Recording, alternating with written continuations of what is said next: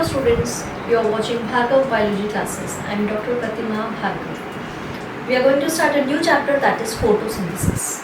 हम अभी तक पढ़ते आ रहे थे photosynthesis is that process जिसमें plants अपना खुद का खाना बनाते हैं.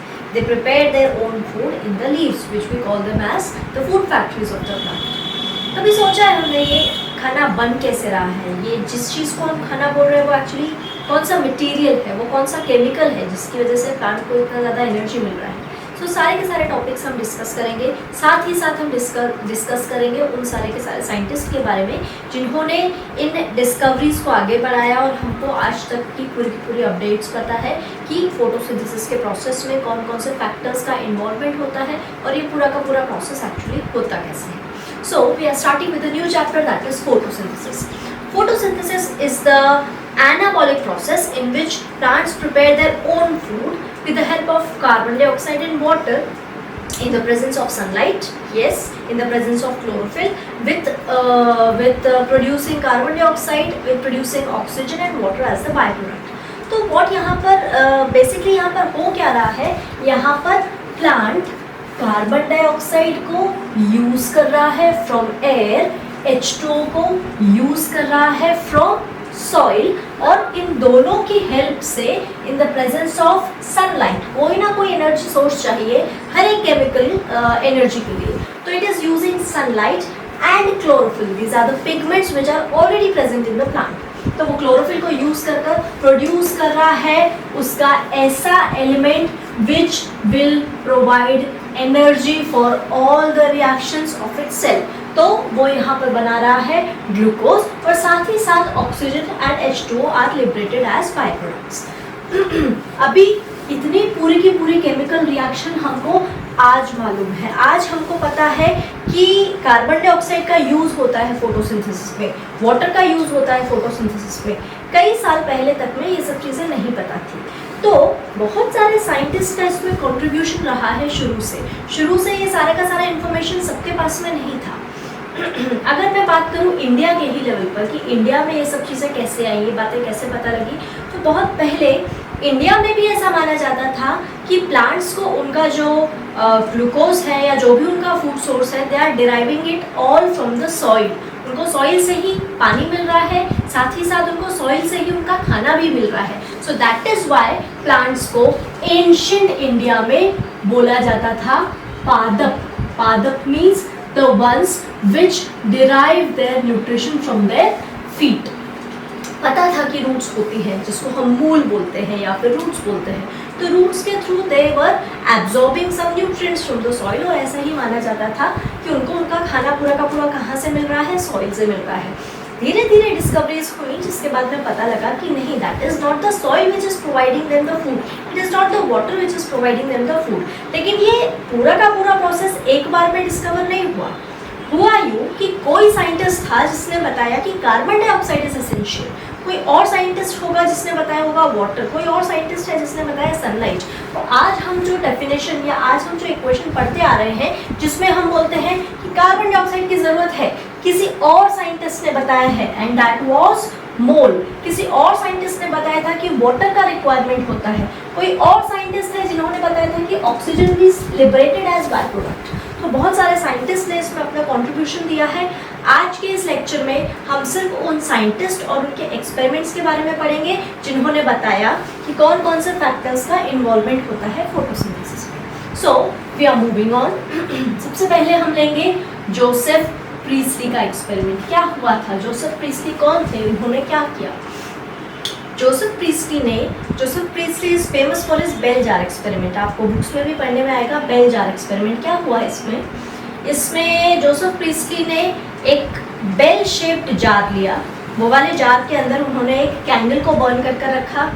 That candle extinguished. क्योंकि वहाँ पर एयर नहीं प्रेजेंट थी जिसकी वजह से वो ज़्यादा देर जल नहीं पाई. फिर उन्होंने वही बेल शेप्ड जार एक माइस के ऊपर रखा. That mice was living. उस लिविंग माइस के ऊपर उन्होंने वो जार को प्लेस किया. जब वो जार को प्लेस किया तो क्या होगा, वहाँ पर एयर एब्सेंट थी, तो that mice suffocated and died. अभी उन्होंने इस चीज़ से ये अंदाज़ा लगाया कि कुछ तो था यहाँ पर ऐसा प्रीवियसली जो उस कैंडल ने एज वेल एज उस माइस ने यूज अप कर लिया था, जिसके एब्सेंस में ये दोनों भी प्रोसेस आगे नहीं हो पाए। ना ही माइस कैन फर्दर सर्वाइव, ना ही candle should continue to burn. तो कुछ तो चीज़ थी जो एयर से ले ली गई थी। फिर उन्होंने क्या किया, in the second part of the experiment उन्होंने उस बेल शेप्ड जार के अंदर कैंडल भी रखी, माइस भी रखी, साथ ही साथ उन्होंने इस बार प्लेस किया एक मिंट का प्लांट, एक ट्विग है, वो मिंट के प्लांट को उन्होंने वहाँ पर प्लेस कर दिया।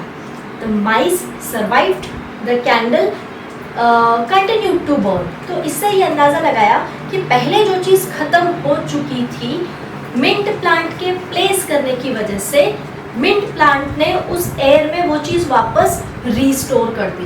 प्रीस्टली ने इसके लिए वर्ड यूज़ किया था फ्लोगिस्टन एंड डीफ्लोगिस्टन, मतलब फोल एयर एंड फ्रेश एयर।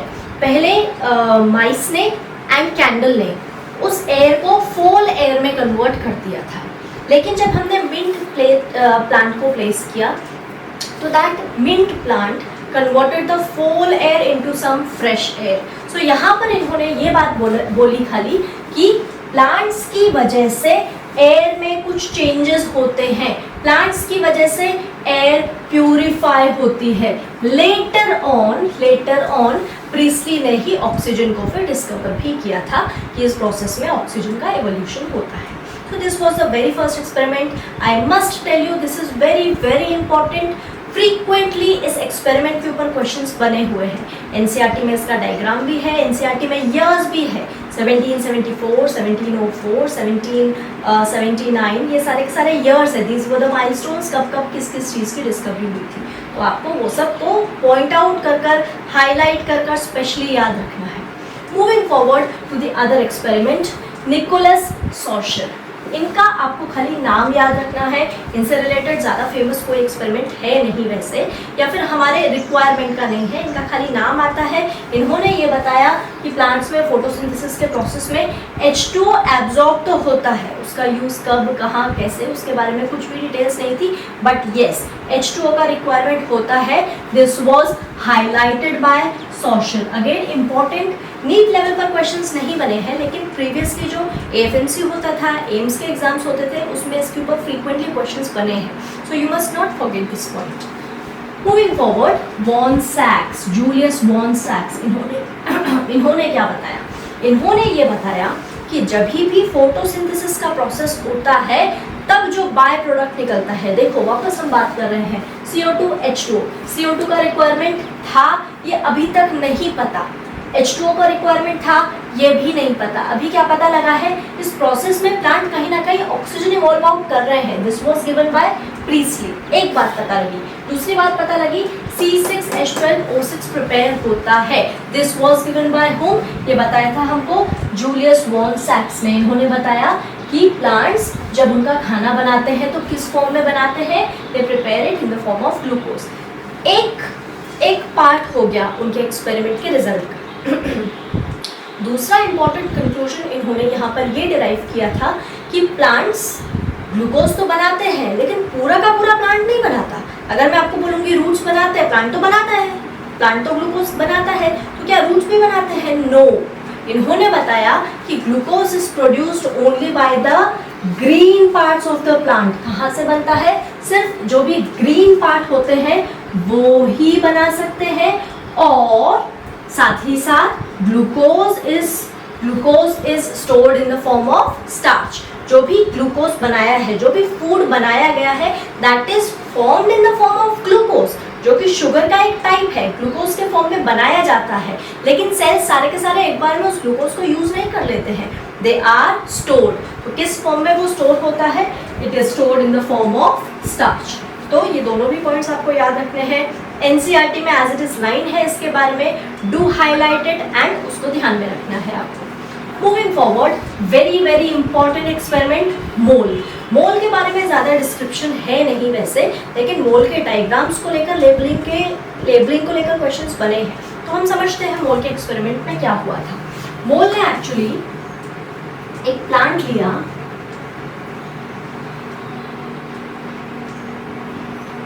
और इस प्लांट को एक दिन, 2 दिन या कुछ ओवरनाइट्स उन्होंने क्या किया, उन्होंने उसको लाइट से दूर रख लिया। अब जब प्लांट को लाइट से अवे रखा गया, लाइट से दूर रखा गया, तो सीधी सी बात है प्लांट को सनलाइट नहीं मिल रही है। सनलाइट नहीं मिल रही तो क्या फोटोसिंथेसिस का प्रोसेस होगा?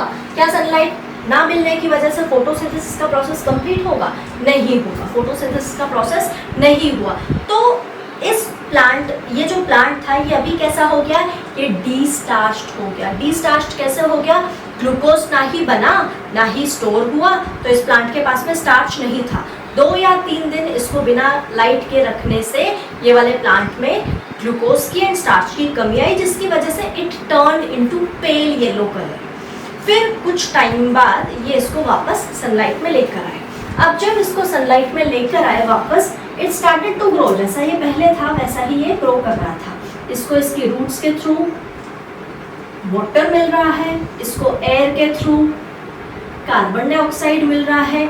इन लीव्स के पास में ऑलरेडी प्रेजेंट है क्लोरोफिल। इनको सन से क्या चीज़ मिल रही है? इनको सन से सनलाइट भी मिल रही है। तो देखिए हमारे सारे के सारे फैक्टर्स यहाँ पर प्रेजेंट है। कार्बन डाइऑक्साइड भी है, वाटर भी है, क्लोरोफिल भी है, सनलाइट भी है, प्लांट के पास में अपने खुद के एंजाइम्स भी हैं। तो यहाँ पर फोटोसिंथेसिस अब होना शुरू हो जाना चाहिए। तो प्लांट स्टार्टेड फोटोसिंथेसाइजिंग और साथ ही साथ यहाँ पर ग्लूकोज का फॉर्मेशन बनना शुरू हो गया, स्टार्च भी बनना शुरू हो गया, क्योंकि जितना ग्लूकोज बनता गया पूरा पूरा यूज नहीं हुआ। Some of its part was used as starch. अब इन्होंने क्विज क्या किया यहाँ पर उन्होंने कोई भी एक लीफ का एपिकल पार्ट लिया और इस लीफ के हाफ पार्ट को उन्होंने एक ग्लास बॉटल से कवर कर दिया। उसमें कुछ कॉटन उन्होंने छोड़ दिया which was soaked in KOH। KOH solution में सोक्ड एक कॉटन उन्होंने इस ग्लास में छोड़ दिया। क्या बताना था उनको यहाँ पर? देखिए पूरे के पूरे प्लांट में और इतने पार्ट में डिफरेंस क्या जा रहा है? इतने पार्ट को सनलाइट मिल रही है, यस, बिकॉज ये ग्लास का मटेरियल है। इतने प्लांट को वाटर मिल रहा है, यस, जाइलम के सारे कनेक्शंस यहाँ तक जा रहे हैं, तो इतने पार्ट को वाटर भी मिल रहा है। क्या इतने पार्ट को कार्बन डाइऑक्साइड मिल रहा है? नो, इसको इधर कार्बन डाइऑक्साइड नहीं मिल रहा है बिकॉज ये ग्लास बॉटल से कवर्ड है, तो यहाँ तक कार्बन डाइऑक्साइड नहीं जा रहा है।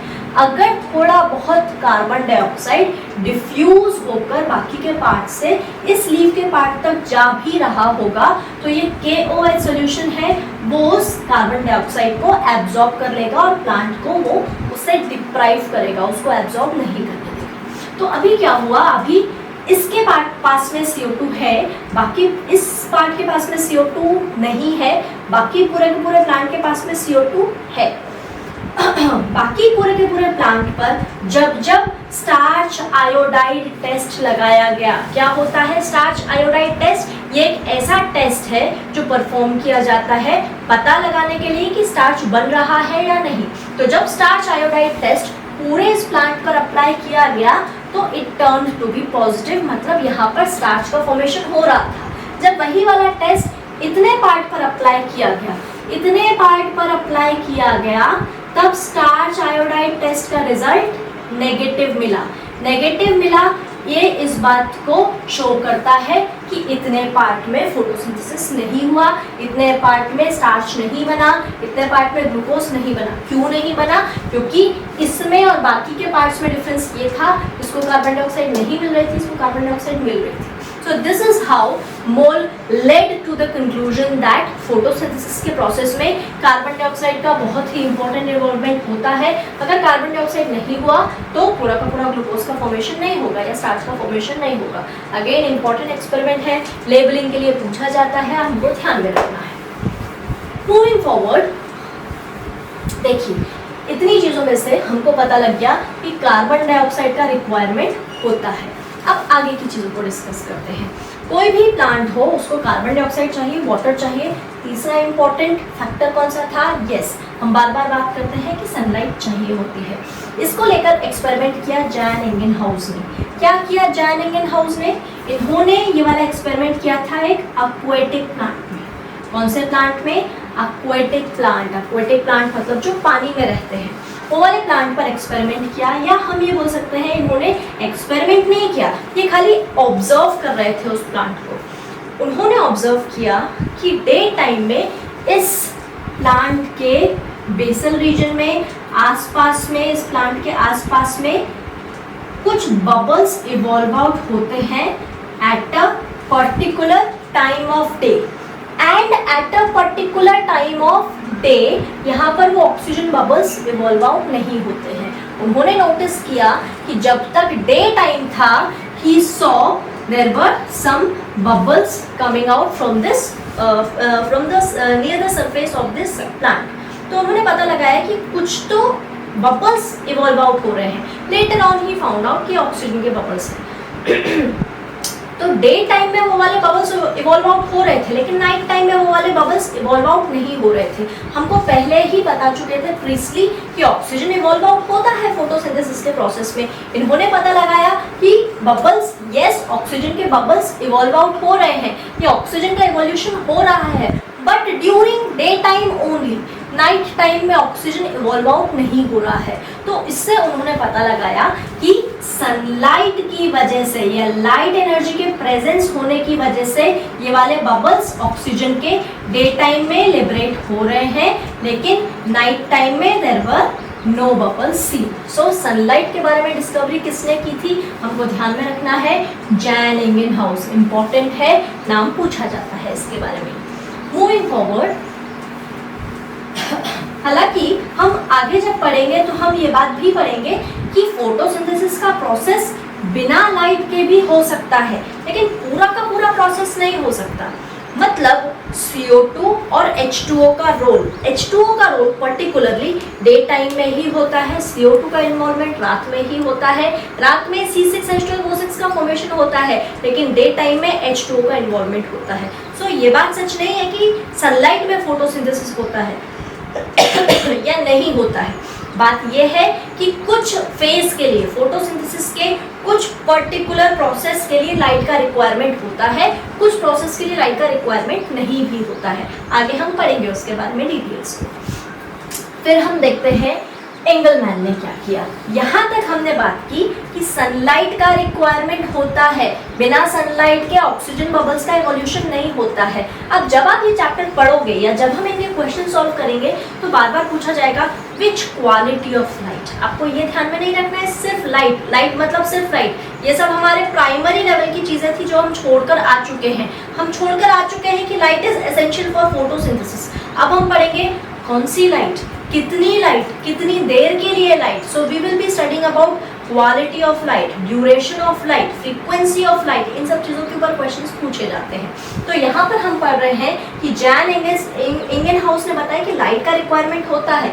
एंगलमैन बताएंगे कौन सी लाइट का रिक्वायरमेंट होता है। इसके लिए उन्होंने एक ग्रीन एल्गा आप जानते होंगे, ग्रीन एल्गा एक्चुअली एक माइक्रोस्कोपिक ऑर्गेनिज्म है और ये भी फोटोसिंथेसिस करता है।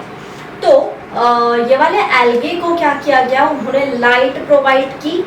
इस एल्गे के ऊपर कुछ पानी के ड्रॉपलेट्स डाले गए या फिर बोल सकते हैं टेस्ट ट्यूब, जिसमें बहुत सारी एरोबिक बैक्टीरिया पहले से प्रेजेंट थे। उसके अंदर उन्होंने एक एल्गे को छोड़ा। कुछ बुक्स में दिया होता है क्लैडोफोरा, कुछ बुक्स में दिया गया होता है स्पाइरोगायरा। दोनों भी गलत नहीं है, दोनों भी आप कंसिडर कर सकते हैं। तो इस ग्रीन एल्गा के ऊपर उन्होंने लाइट को छोड़ी। This green algae was with in the suspension जिसमें एरोबिक बैक्टीरिया है। अब जब इन्होंने ये लाइट को छोड़ा, लुक, लाइट को छोड़ा गया किसके ऊपर, एल्गे के ऊपर। एल्गे कहाँ पर है, एल्गे के आसपास बहुत सारे एरोबिक बैक्टीरिया प्रेजेंट है। तो जब लाइट के ऊपर इसको छोड़ा गया तो लाइट को डायरेक्टली नहीं छोड़ा गया, लाइट और एल्गा के बीच में लगाया गया prism. As we all know prism क्या करता है, ये वाली लाइट को स्कैटर कर देता है, स्कैटर कर देता है इनटू विबग्योर। कौन सी लाइट को, VIBGYOR। तो उन्होंने देखा कि रेड लाइट वाले एरिया में as well as blue light वाले एरिया में जितने भी बैक्टीरिया थे वो ज्यादा से ज्यादा एक्यूमुलेट हो गए, वेराज बाकी एरिया में भी एक्यूमुलेट हुए, लेकिन पर्टिकुलर इतने ही रीजन में एरोबिक बैक्टीरिया ज्यादा एक्यूमुलेट क्यों हुए। तो the reason for this thing is कि जब लाइट को यहाँ पर छोड़ा गया, this one light this dissipated into VIBGYOR, different wavelengths of light में जब ये टूटी तो यहाँ पर देखा गया कि इस लाइट के प्रेजेंस में पूरा का पूरा एल्गे इज अ प्लांट, वो फोटोसिंथेसिस कर रहा था। फोटोसिंथेसिस के रिजल्ट में ऑक्सीजन का इवोल्यूशन हो रहा था, तो यहाँ से इस एल्गे के आसपास से ऑक्सीजन पूरे भी पार्ट में निकल रहा था, लेकिन पर्टिकुलरली लाइट का वो fraction which was provided in the blue region and red region, वो वाले रीजन में एल्गा के वो वाले रीजन में जिसको ब्लू और रेड लाइट ज़्यादा से ज़्यादा मिल रही थी, उस रीजन में बाकी रीजन के कंपैरिजन में ज़्यादा फोटोसिंथेसिस हो रहा था, मतलब ज़्यादा ऑक्सीजन का इवोल्यूशन हो रहा था, ज़्यादा ऑक्सीजन का इवोल्यूशन हो रहा था। और ये जो बैक्टीरिया है, ये कौन सी बैक्टीरिया है? एरोबिक बैक्टीरिया है, मतलब उसको रेस्पिरेशन के लिए ऑक्सीजन का रिक्वायरमेंट होता है। अब जिस एरिया से ज़्यादा ऑक्सीजन का इवोल्यूशन आउट होगा, वही एरिया में तो ज़्यादा से ज़्यादा बैक्टीरिया आकर इकट्ठी होगी। तो ये वाली एरोबिक बैक्टीरिया कौन से रीजन में ज़्यादा से ज़्यादा आई? ब्लू रीजन में एंड रेड रीजन में। तो एंगलमैन ने बताया कि लाइट एसेंशियल तो होती है, लेकिन पूरी लाइट में से, मतलब विबग्योर में से particularly blue and red light वो लाइट है जिसका फोटोसिंथेसिस में सबसे ज़्यादा रोल होता है, सबसे ज़्यादा एक्टिव पार्टिसिपेशन होता है। आगे चलकर हम पढ़ेंगे कि ब्लू और रेड लाइट ही क्यों, पहली चीज़। दूसरी चीज़, ब्लू और रेड लाइट दोनों एसेंशियल है, लेकिन दोनों में से ज़्यादा ज़रूरी कौन सी है? स्टे ट्यून, आगे और भी ज़्यादा मज़ेदार होने वाले हैं हमारे लेक्चर्स। सो वैन नील, अगला इंपॉर्टेंट एक्सपेरिमेंट किसने किया? वैन नील ने किया। आई मस्ट से बहुत मेहनत लगी, बहुत सालों के एक्सपेरिमेंट्स थे जिनके बारे में ये सारे के सारे कंक्लूजन्स डिराइव किए गए। अभी तक के एक्सपेरिमेंट से हमको क्या क्या चीज़ें पता लग पाई हैं? कार्बन डाइऑक्साइड एसेंशियल है, सनलाइट एसेंशियल है, ग्लूकोज डिराइव होता है, ऑक्सीजन का इवोल्यूशन होता है। अब हम देखेंगे कि वैन नील ने बताया कि वाटर का रिक्वायरमेंट भी होता है। Is the mike working properly? तो वैन नील ने क्या पता लगाया? हम बोल रहे हैं CO2 का रिक्वायरमेंट है, H2O का रिक्वायरमेंट है, जिससे ग्लूकोज का फॉर्मेशन होता है, ऑक्सीजन का इवोल्यूशन होता है, एंड और क्या खास होता है यहाँ पर H2O भी निकलता है थोड़ा सा। वैन नील ने यहाँ पर बहुत बड़ा ट्विस्ट लाया। वैन नील ने बोला फोटोसिंथेसिस के प्रोसेस में CO2 के बाद H2O का रिक्वायरमेंट नहीं होता है, H2O की जरूरत नहीं होती है। वैन नील ने बोला from a suitable oxidisable agent सिर्फ हाइड्रोजन की जरूरत होती है। H2O में से हमको पूरे के पूरे H2O की जरूरत नहीं है। ग्लूकोज के प्रिपरेशन के लिए हमको सिर्फ H की जरूरत है। अगर H नहीं होगा so this is inorganic carbon. अगर कार्बन एंड ऑक्सीजन को हाइड्रोजन दे देंगे तो इट बिकम्स ऑर्गेनिक कार्बन, मतलब CH और O, ये एक ऑर्गेनिक कंपाउंड बन गया है। वैन नील ने बताया कि हमको वाटर की जरूरत नहीं है, वाटर में से हमको सिर्फ हाइड्रोजन डोनर की जरूरत है। कैसे पता लगाया? वैन नील ने एक्सपेरिमेंट किया एक पर्पल सल्फर बैक्टीरिया पर। ये एक ऐसी बैक्टीरिया है जो फोटोसिंथेसिस कर सकती है, लेकिन फोटोसिंथेसिस के लिए वो क्या चीज यूज नहीं कर रही है? वाटर नहीं यूज कर रही है। इंस्टेड वो वाटर की जगह पर H2S यूज कर रही है। तो कार्बन डाइऑक्साइड यूज किया गया, H2S यूज किया गया, जिसके रिजल्ट में ग्लूकोज का फॉर्मेशन हुआ, ऑक्सीजन का इवोल्यूशन नहीं हुआ।